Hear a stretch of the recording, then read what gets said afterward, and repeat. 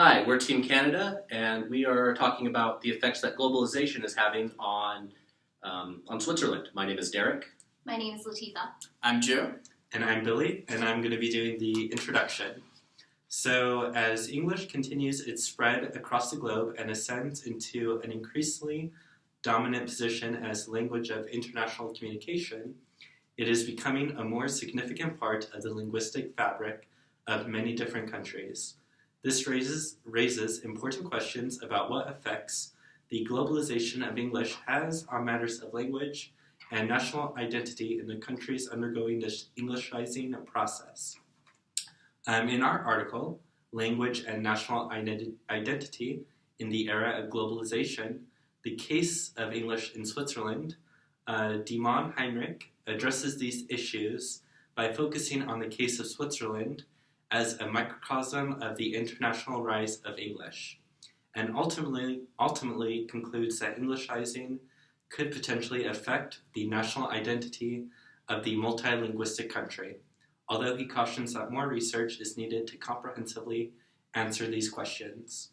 Dimon Heinrich reaches his conclusion of English having a potentially detrimental impact on the national identity of Switzerland by arguing that this identity, in both internal and external terms, does depend significantly on its multilinguistic fabric. He states that Switzerland's self-perception of being a multilinguistic state remains an integral part of its collective cultural foundation. The ideals of linguistic exchange and diversity are important and unifying principles within Switzerland, and the rise of English in the country could undermine these deeply held cultural values. In exploring English's impact on Switzerland's national identity and values, the use of English in its education must be examined. English is increasingly used in its education system, even at the expense of national languages such as French, German, and Italian. Scholars such as Annie Kirkpatrick express concern that having to express ideas and write in a language that is not someone's first tongue disadvantages students who lack familiarity in the rhetorical styles of English, especially when they are trying to submit their work into major Anglo-American journals, which dominate the academic and scientific community.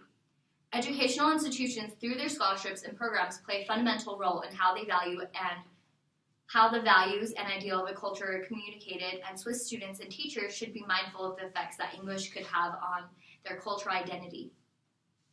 The use of English and its growing popularity in Swiss education has caused controversy within the country.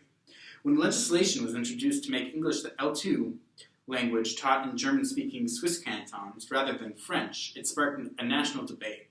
Swiss politicians from French-speaking cantons responded by introducing legislation that asserted L2s taught in schools must be one of Switzerland's national languages, which of course relegated English to an L3. An editorial in a Swiss newspaper wrote, "English is culturally indifferent and purely instrumental language in the Swiss context, and could not fulfill the critical and crucial functions that Switzerland's national languages could. Dermont Heinrich believes that the elevation of English to an L2 could threaten internal cohesion by undermining the international multilingualism that is perceived as being a central component to its unity."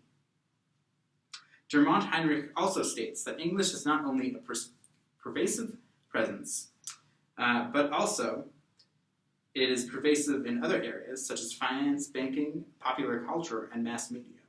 English is also increasingly being used as a lingua franca within the country.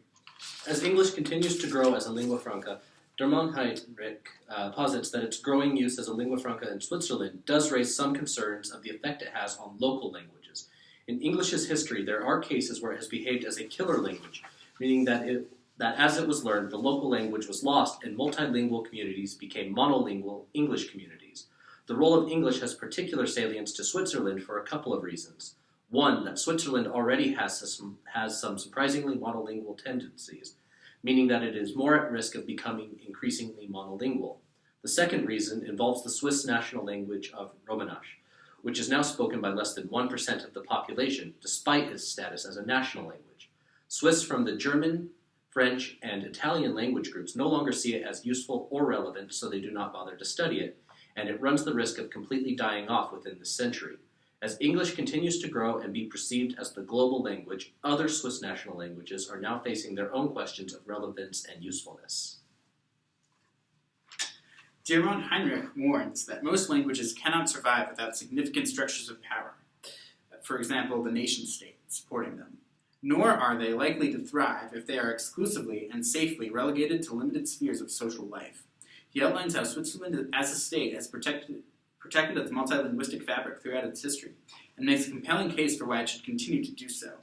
Quote, even if one fails to achieve a reasonable degree of fluency in another language, he writes, the attempt to look at and experience the world by way of another person's language, whether they are a fellow Swiss or a fellow citizen of the world, creates an essential degree of interhuman communication and understanding. Perhaps more significantly, it produces an appreciation for just how much time and effort the acquisition of another language demands.